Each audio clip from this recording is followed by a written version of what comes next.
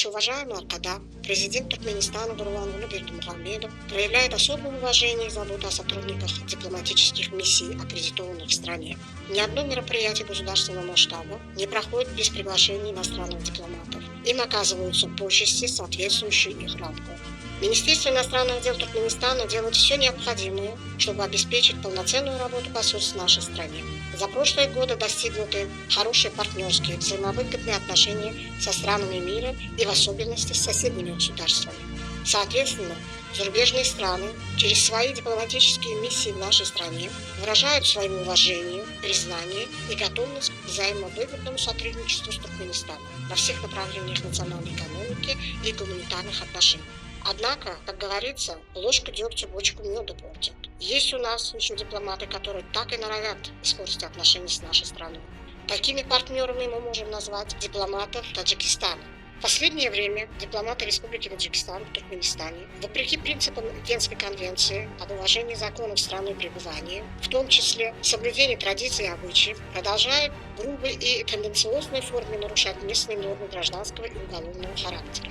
Один из ярких тому примеров – случай, произошедший 21 мая 2015 года на посту Гаудан ирано-туркменской границы, при пересечении которой была задержана автомашина дипмиссии Республики Таджикистан, в которой незаконно перевозилась большая партия наркотических веществ и табачных продуктов. По убедительной просьбе властей Республики Таджикистан в целях сохранения добрососедских отношений между странами руководство Туркменистана пошло навстречу официальному Душанбе и решило не придавать огласке данный инцидент, решив урегулировать его исключительно между внешнеполитическими ведомствами двух стран. К сожалению, из-за некомпетентности и халатности сотрудников правоохранительных органов Республики Таджикистан, допустивших утечку информации о данном инциденте, на оппозиционном интернет-портале tajinfo.org была опубликована статья под названием «Таджикский пострел везде поспел», которую вынесла правонарушение представитель дипмиссии официального Душанбе на суд общественности. Этой выходки дипломатам Республики Таджикистан оказалось недостаточно. Спустя год, уже 26 июня текущего года, в городе Туркменабад Лебабского вилаята в съемной квартире был задержан третий секретарь посольства Республики Таджикистан в Ашхабаде Каюму Галибшах Давлеталиевич, пытавшийся изнасиловать несовершеннолетнюю студентку, воспитанницу детского дома. Несмотря на задержание с поличным на месте преступления, таджикская сторона не хочет признавать вины своего дипломата.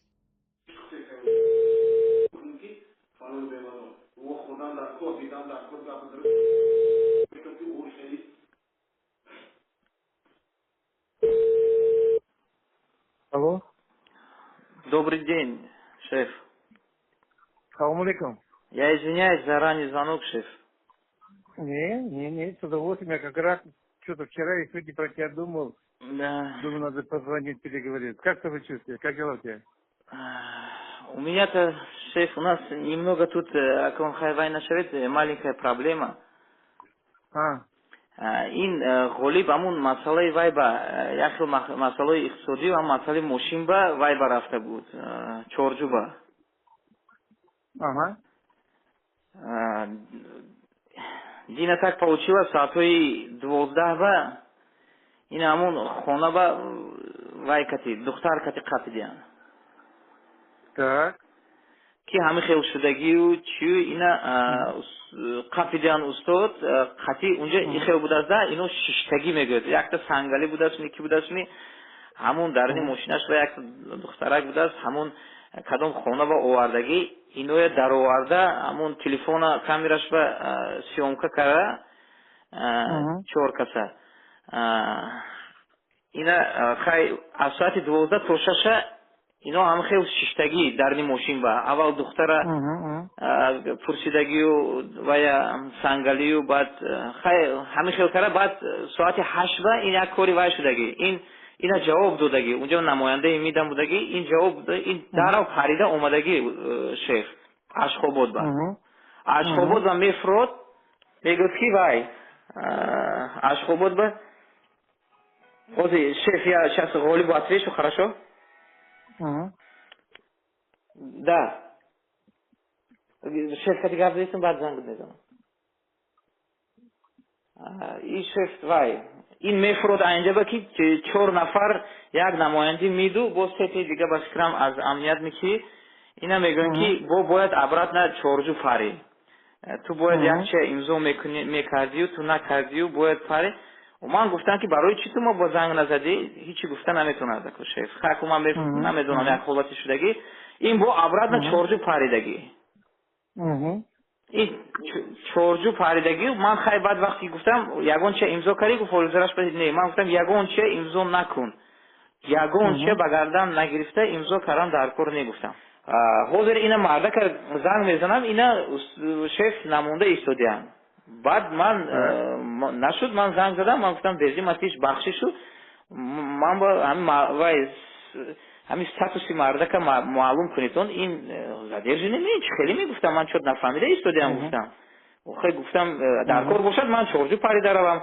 و بعد یک مسئله دیگر بخشیش گفتم این دینه اشخوبود با فرو آمده است وای شیخ پروتکل من زنگ زد برای چی ما گفتم معلومات نموند که این مردک اومده است правильно так и فکرتون چی فکری من که استاد با شیخ با همه خیلده مومنتی که همون دفعه بارین شده ایستاده است اینو خاک فهمو این گخوری فرض کردیم کرگی و نکی خیر شیخ وای اینو حاضر یک مسئله دیگر رفته ایستاده است که اونجا به همون کی بودگی ده سنگلی بودگی چی بودگی همونم میگه حاضر مجبور کرده ایستادیم که همون امضا همون طبق معلومات شفایی کو غیر رسمی شه همون مجبور کرده ایستاده است که امضا کنه که همینو علاقه کرگی گفته وای نکنی ده این قسم میخورد که من علاقه نکردم این دختر عموما دختر بوده است چهارم کورس نکی دختر بوده است برای همین اینو باید من گفته است حاضر اکن یک حالتی که ما تیز باید ریاگیر کرده این حاضر در کار باشد گفتن در کار که ما یک معلومات غیر رسمی داریم که همین کار شده ایستاده است یک کم کم اینو هم ترسوندن در کار که خیلی من نمیدونم اینو حاضر اگر امضاش گیرن رای شرمندگی میشده با حیث ما حاضر شما چیزی که فرض کنیم با ما بگوید ما شما که یک مسئولیت کرده با درش با زنگ زدم یا که من نمیدونم خیلی حالت برای سیده فکر یکم بار منم غلطیده ایستادم یک خیلی مسئله هایی که با مسئولیتی باشد شما وای چی دامو جمعه عبدو فایت ها من همین یک جای شیشتیم همجا با وای چی تو خیلی دراماتی شد وای جانشینی وزیر ایش جانشینی وزیر با هر دوتون رایتون صحبت کنیتون ارتباط کنیتون تاکو باشد من اینجا زنگ میزنم شیف با فکری من که یک بار شما حاضر اگر که زنگ میزدید همون کس با کی با زنگ زنم همین شخص دیگه با tak اکو وای همون دو بار رسونده ایستاد که سفیر با گویتون همینه بعد شما فرض کنید بگید که خیلی همینو چیکار کنن حاضر که من در کار باشد تو وقتی واخری کنن در کار باشد و لیکن شیخ همین وقتی گفتنتون و یک چیزی التماس همین موقع ما همین که اشخابات و همین بچه فرو اومده از دین ساعت 9 شب برای چی اینو مجبور کرده که باید رود با چورجو انا همینو گفتم در کار که در کدام اساس و در کدام برای چی فرض کردیم این کنسولا اینو معلومات دادگی نیستن و اینا مجبور کردن که وای رود اینا همین چیز اساسیه که ما حاضر من برای همین گفت گفتم وای خودش گم کرد که چی گفتن نتونیست ما وقتی که همین مسئله وای میگیریم یوریدیکی هم میگیریم اینو دیسپلین بعد وای ندارن واریانت گابزنی همین برای همین حاضر شما خیلی مسئولیت که داشت گوید که نه من زنگ نمیزنم شما زنگ زنیتون خیلی چیزی که باشه شما کتی مسئولیت کرده ایستاده نه وای برای کار اگر حال خودش آسان‌تر شد اگر من زنگ میزنم خطا چی خیلی اکو برای همین من گفته ایستادم که با گپی شما فرض کن شما قطعش یک نزدیکتر کنی یک زنگ میزدید کنی چی میگود وای شما باید ما چی کار کنی وای بچه получается что حوزه این دفاکتو задержан шеф так юридический статус этого человека не де юра, а де факто он задержан. А это не имеет места быть этому, потому что у него неприкосновенность дипломатическая. Но бастава, тем более, что им говорит, я гонча холи имзон накарям. Я гонча ино мажур карай судьям, он говорит, я гонча, он как подозреваемый, азри гуфтагиш, ну, амихил. موقعش معین کرده اینا агар ки ҳозир вай унавай сангалӣ маводо имзо кунад маҷбур кунану бо ягон чӣ монану вай кунад хай ку ман намедонам برای همین من یک چی به همین وای کردم که دو بار چیز با گفت که البته سفیراتون بر رسانی گفت من گفتم خراشو بعد آخر با گفت که همین گپا سفیر بر رسون من گفتم خراشو من نرسونم حاضر برای همین как-то я думаю что Хорошо, вот как сейчас صحبت کنم و تلفن گیره ده да همون راستی گفت گفت سحر زنگ زد همون رابطش بود همون رابطش زنگ خیلی شما هم بینیده یا که رابطش یا که دستانگیش بر شیف معلش من با نیم ساعت زنگ میتونه باشه хорошо мы под ним сад زنگ میزنیم شما Хорошо. При этом нагло попирая дружественные и добрососедские отношения Туркменистана, а также всестороннюю помощь и поддержку, которую наша многоуважаемая РТДА оказывает Республике Таджикистан в ее инициативах и вопросах регионального и международного характера. Более того, не делая никаких выводов из ошибок и правонарушений, допущенных своими дипломатами, власти Таджикистана обвиняют туркменские спецслужбы в провоцировании данного инцидента, подкрепляя свои беспочвенные обвинения бесчестными действиями. Алло. Aka assalomu alaykum. Assalomu alaykum. Ahmad tinchmi? Tinch durust aka. Rasidib ko'rish shuru karim. Mana men guzarishni tayyor karim aka omada karim. Hamina hozir میپرسیم. Ay guzarish общем همون کارتی قبول کردو کی؟ صحبت‌های امروز که این تلفن جدا تلفن وایران است. حرکت کسی که شما یک کم صحبت کردم دیگر رقم کردی هیچ پیوست نشده است. اگر امکان دید اگر من همین گزارش شما برای کدام شما یک دیده برای اوکی یا 4 ساعت مجدد کردم و دید نادی روبریات دادم پرسیدم چی خبر گفته 4 ساعت از روان کار نمیتونیم علاقه که جدی نمیدونم مخصوص کاری که چی علاقه پیدا نکردیم چند دقیقه خدمت میگیرم گزارش واسه بعد نیم ساعت 20 دقیقه نیم ساعت میگیره که وای ما اونجا نباید اوشین گپی کلان شدگی اونجا دا کلانش قطی کلانمون چی گپی گفتگی گپ تا همون درجه که خطونم ای کار میگیریم دلت نزند بود دنیه خاکم فهمیدی ما که ها برای همین سپاری شده که حاضر همونجا آمدن خب و دم چمدانوش گرفته بر آمده بیاید کی؟ خیر خوش نکنه شما تا همین 2-3 روزی آینده ده 3-4 روز ده ماکسیموم جمع گیر کنین همه چیزاتونه خط دم بر آمدن گیرید که یا نوتکی ما رفتیم بوده پگوده چی تو میبره یا اینکه قرار هم میگیرین قرار که گرفتین بعد همه خیلی سپاری شد که بر آمده بیان گفت خیر خوش هم نکنه Вместо принятия мер по предотвращению подобных нарушений в будущем, таджикский МИД начал войну против Туркменистана. Этому свидетельствуют телефонные разговоры между сотрудниками посольства и руководством МИД Таджикистана. В этих переговорах отмечается, что следует дать отпор туркменской стороне любыми путями, и приводится именно президент Эмомали Рахмона и его дочери Азоды для достижения этих целей. Алло. Assalomu alaykum. Assalomu alaykum. Shef shkili nazin. Rahmat Abu Fataka. Shmo tinja Mesha, kanaz rasidi? Rahmat akana tinja Solomon ha mujib normal mujib ke yakon problem. Ono ba shoma naz rasidin. Satoy senin omadim da senin çok rastı omadim. Naz khona tinja nama nazar hangam shu nazar. Tin Rahmat akana shmo chikla. Mesha ka unama hol qatiyam oshnamon girdamon dashtan muamma midrunda. Ma fahmidim. Maku vazir keti gazon karabdan ku vazir ku man dushanbe mesha Dushanbe گفتم مسئله گفتم کنیم میگیریم. برای این ما فقط بیگونی کتی تلفنی صحبت میکنم. ساعتش مایان کنم. رفته من واریانتوی گپوی کوروی همیشه یک دو ساعت گازون کرده گیریم که این وضعیت چیکار در کاره. چیکار پیش کردن در کار. نه خیلی وضعیتی مردم هم گفتگار. دا اولم دیر کردیم. بنا خدا کتی وزیر گازون میکنه میوفی اگم بروی کوری میداد روی میکرد میگیم یک مسئله گازون کرده میگیریم. ما نکن چیکار کنم که تو این وضعیت که یک خلاصه بندیم یک مسئله حل زندگی مگه منم که قرار نمیستم تو همون دیگه که لازم باشد میریم وزیر ملما رئیس جمهور همه چی رفتم ملاقات میکنیم لازم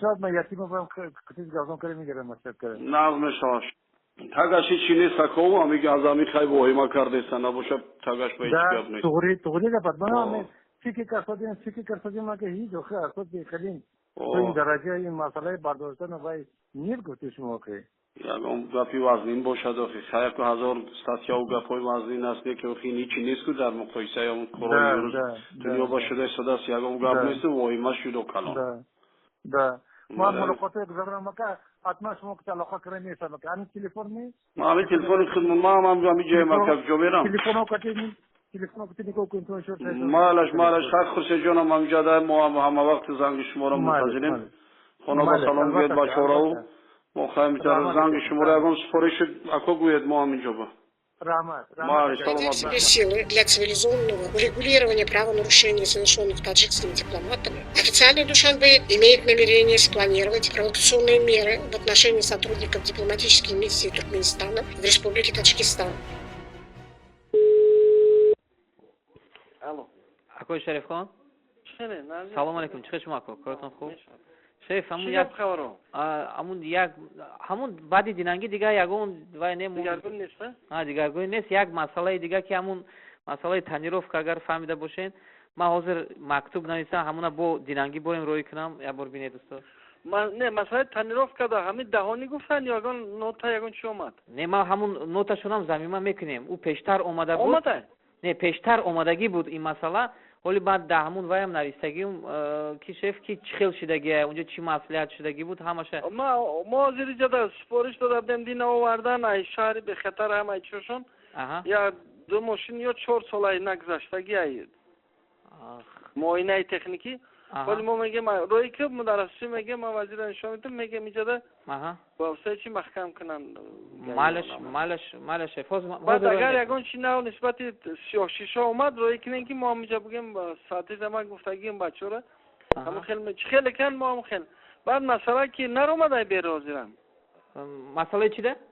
بیرون نر اومده ولیم نه بیرون میدونی که ما همون یک 2 روز پیش اكو برای خدمت وای شد ما یک تو همون خونه را بردم و آوردم همونجا در یک الاخون شدن و وقت وای کردم هلو گوش کن سپارش روبریت آزاد بگیم بره برین خونه یگون تدقیقی میسته خودش را میسته برین بیارینش که چی عمل میکنن یگون چی نگین خراشو ما گفتن که بگون که برای جا نشینه چی بجا میشه یگون گناه نداره چی بجا میشه خراشو برای رفتن بگیره مالش بعد یگان چیت سر زنگ میزنی میگین مدام کی وزیر در رسانه کنم خیلی مویجم خیلی عکس العمل کنی سو فهمو خراشو او کاغذ ترایی که نباشه ما بگیریم مویجر ما خیلی میکنیم 5 minut پس اکای شرف رو میکنم خب سلام باشه Дабы очернить доброе и незапятнанное имя представителей дипломатического корпуса Туркменистана, удостоившихся личного доверия многоуважаемого Кадава, представлять нашу родину в Республике Таджикистан. В то время, когда наш президент, многоуважаемый Аркадав, неустанно строящий теплые, доверительные, добрососедские отношения с открытым сердцем и добротой туркменского народа, предлагает помощь и поддержку братскому Таджикистану, предлагая энергоресурсы, политическую и экономическую поддержку во всех начинаниях, официальный Душанбе дает взамен дипломатов, насилующих наших дочерей и нагло нарушающих Конституцию нашей великой Родины.